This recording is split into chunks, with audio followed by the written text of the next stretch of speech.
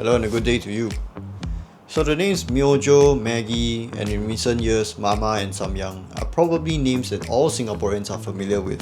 With the exception of you MSG fearing cheapo, I'm pretty sure that most of us Singaporeans would have a packet or two of instant noodles lying around in the kitchen somewhere. And yet, according to the World Instant Noodles Association, we are just ranked 37th in global instant noodle demand, far behind countries like China, India, and the Philippines. No, this cannot be. I'm going on a mission to showcase different instant noodle dishes in Singapore to reignite our passion for the humble wavy noodle. Let's go.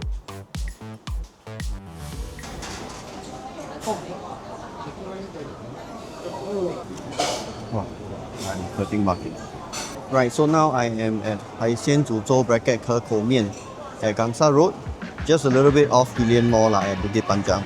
Probably one of the OG Kou Mian stalls that started this craze lah. And I think it's quite interesting because originally Kou Mian, aka instant noodles, used to be like a noodle option in a lot of ban mian stores, so it's quite interesting to see that it has become like a dish of its own. This is quite crowded. I actually ordered at 12:10. Took about 10 minutes of waiting, and the queue has never gotten short. The entire time I'm sitting here looking at it, there's at least like 6 or 7 people in the queue. Quite interesting. So what I have is the Kou Mian, and according to Google reviews, right, always go for the spicy one because it's more flavorful that way. And it's loaded with ingredients. There's this crispy bit, I think it's fried shallots, very fine. So we got prawns, some fish, I think it's batang, eggs of course, minced meat, very important. Your noodles. Is it called Kou Mian because of coca? I wonder. Razor clams adds to the umami of the broth. Right, also got cuttlefish. So all this is for $9. Little bit pricey if you ask me. Considering sometimes when you go to ban mian stores you order Kou Mian, the max is what? $6? $5? Let's try the soup first.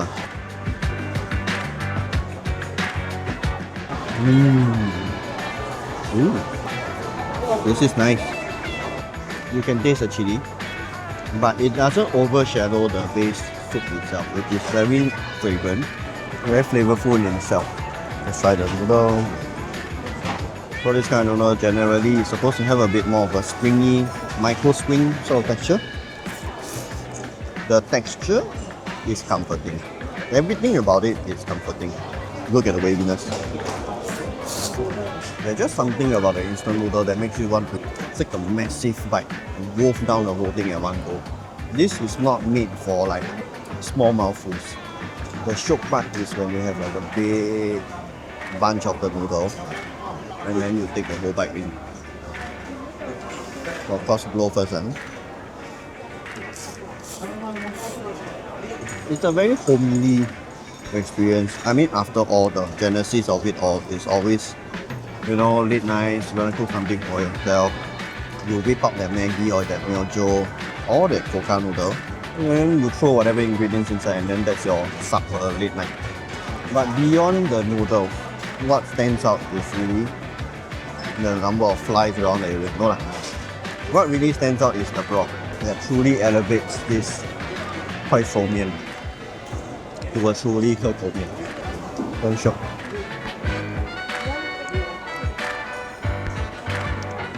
While the egg is fully cooked, I guess during the preparation they do scramble a little bit of it in the broth, because you can still see a little bit of the egg floating about, which is nice. I'm hurting market, but no stop. Good. So I'm done with the meal. Sweating buckets, snot all over, sweat all over, it's super unglam. But worth it. It's super worth it. The soup is really good. The noodles texture was so good. Everything is just so comforting about it. Even with the 10-minute wait, I think it's super worth it. I'm gonna head to the mall to cool down. Thank goodness for Hillian Mall. Does this look like the Jeh O one? Look like. They even got a pot for it. For next stop, I'm exercising my self-employment privileges. I'm here on Orchard on a Monday. Anyways, we're heading down to Orchard Tower. So now we are at Korat Thai. Supposedly, from what I gather, is the most authentic Tom Yum Mama you can find. Closest to the one you can find in Bangkok. We have been to Jeh O, I think 3 years ago. Was it 3 years ago? I think 3 years ago. Packed full of ingredients. It feels a little bigger than the one we ordered in Jeh O. In true fashion, right, they give you the yolks, almost rawish, for you to poke and then mix into the soup. Then results in a more creamy broth. As for the whites, I'm assuming they cook the whites in the broth, which again adds to the creaminess of the broth. The creaminess is there, but the soup feels lighter than the one in Jeh O. It's a bit more acidic. Pros and cons. I'm not saying it's a good or bad thing. Slightly different.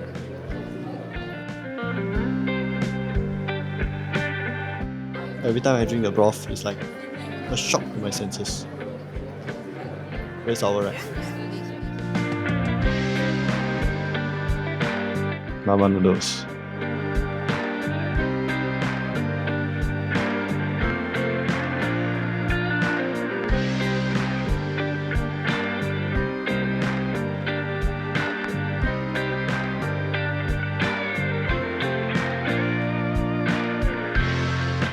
Nice and crispy. A little salty though. But the pork is not dry.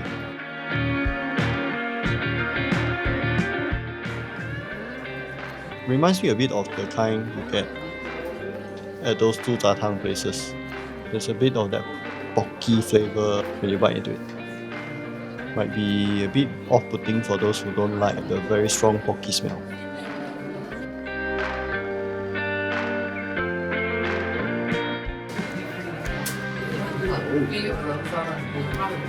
I think this is something we don't have at Jeh O, unless you pay extra.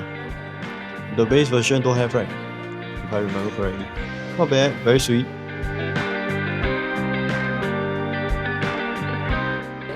Another popular item is here. I don't know if you can hear this. Like just kata all the way. Wow. Everything just shatters.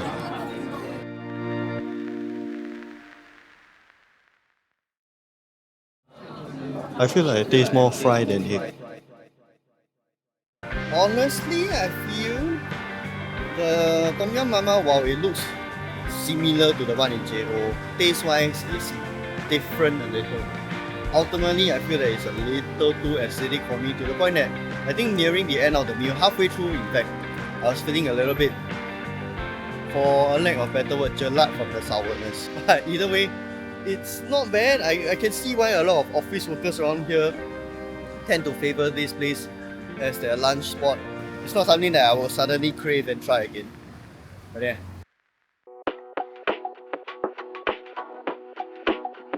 Right, so now I am at Siam Food Centre for another one of Singaporeans' favourite instant noodle dishes, and that is Maggi Goreng.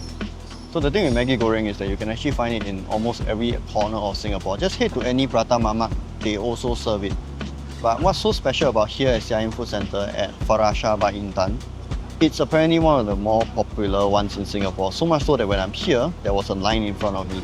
And when I ordered my Maggi Goreng tomyum ayam, it took me 30 minutes wait.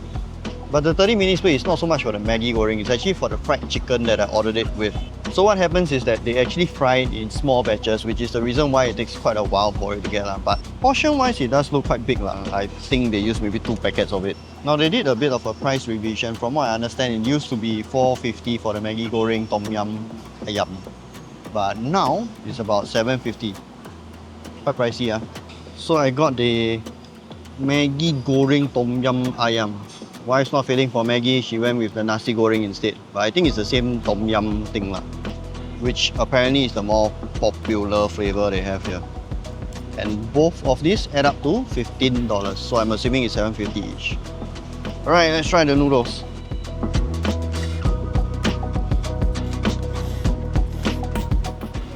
The noodles are alright. I might be wrong, but it feels like they took the Maggi Tom Yum and then reduced it down to be a bit more saucy, and then stir fry the noodles in it. It's not overpowering lah. Right, now for the chicken, that took us 30 minutes. I hope it's worth it. Wife commented that it's a little bit big. It's like a quarter chicken. It's not deep fried like fully crispy. The skin is still like, you can feel a bit of bounciness in it. Oh, the skin very fatty. I quite like the flavour on the chicken also. And juicy. Honestly, if you ask me, if not for the fried chicken, I might not get the Maggi Goreng. I think I might actually prefer the mamak style. Either the Malaysian style or the local prata shop red colour one. I prefer this. You prefer this one? And that is why this is subjective. There is no right or wrong. It's just personal preference. But I'll continue eating. It's not bad lah. It's just a saucy mee goreng lor.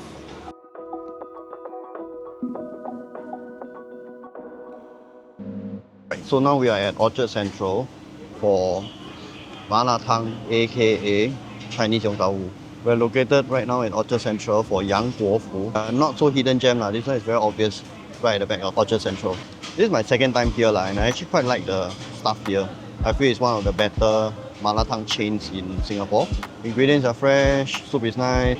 I think they have 4. Beef broth, tomato, tomyum, as well as a chicken collagen which is not spicy. It's a little bit more pricey than the cheaper ones, but I think it's worth it. Interesting thing here, there's no rice. So the only options you have are like ramen, udon. More than that, they have a whole selection of like different instant noodles, different flavoured instant noodles. There's the original carrot base, spinach base, as well as a sweet potato base. Feeling healthy, so I went with the spinach instant noodle. That's why it's a bit green. I think it's a smart move that they don't give rice also. Lessens the amount of stuff to wash.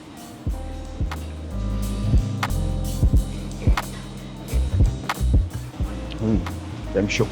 Mine feels softer.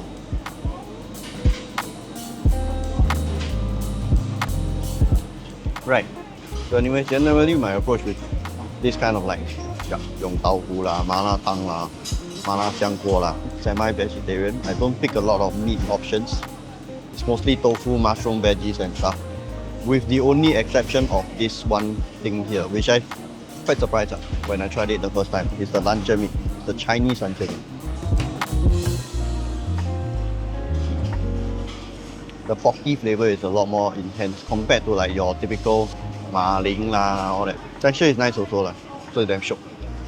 They don't have some of the weird one. What I mean weird one? There was a pressed tofu lah, which they don't have this time around. Maybe rotation lor, but we do have this beancurd thing lah. That strangely has a meaty texture. Very firm, very spicy texture. I really like the bone broth here. I think it's one of the better ones.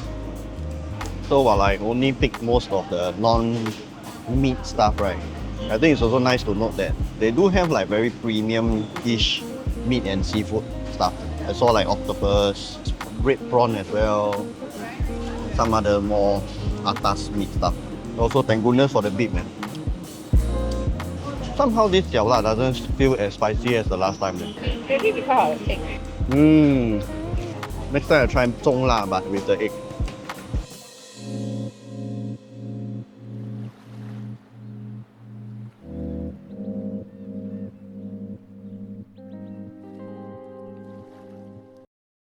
You know what's funny?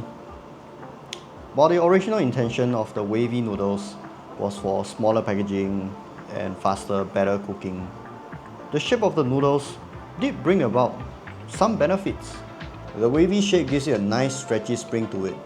But more importantly, it catches on to soups and sauces way better as you slurp them. In some cases, I actually think this is a superior noodle for the dish.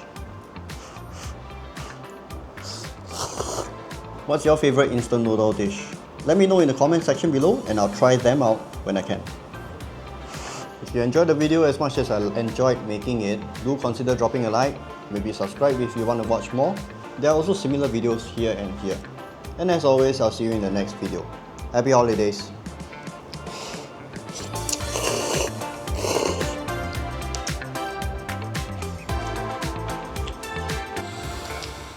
Okay. And with that done and out of the way, I do feel like I owe you guys an apology because I've been away for, I think, close to 3 weeks now. And while the original reason for a delay was the fact that I went down with stomach flu, I do feel like things have gotten tough for this journey, and I feel like struggling to find motivation to continue working on this. I don't know if it's the format, I don't know if it's the feedback, I don't know if it's the lack of results that's pushing me away from this journey, but I did some thinking, I did some soul searching, and I do still want to continue working on this and bringing good content to you guys. But it's tough, man. It's not easy. And I'm kind of glad that I continued to push forward and try to make this instant noodle episode happen. Because at the end of the day, I still enjoy what I do. And I guess it kind of reminded me of what I really want to do, which is make good content for you guys. So yeah, I mean, I started this journey in May, when I got laid off. It has been 7 months, and while there have been some growth, very encouraging growth, it does kind of feel like things on the YouTube side of things have sort of drawn to a halt, or rather maybe it has gone stagnant. And I'm juggling not just YouTube, there are other platforms that I'm not going to name here that I see more growth there, but at the same time I still want to hold on to YouTube as my baby. So yeah, it's tough, but I hope you guys will stay on for this ride long enough for me to continue driving the boat. And yes, this is the real sign off. I'll see you in the next video. Probably gonna take a short break for Christmas, the holidays, and come back in January again. Yeah, I'll see you. Bye bye. For real now.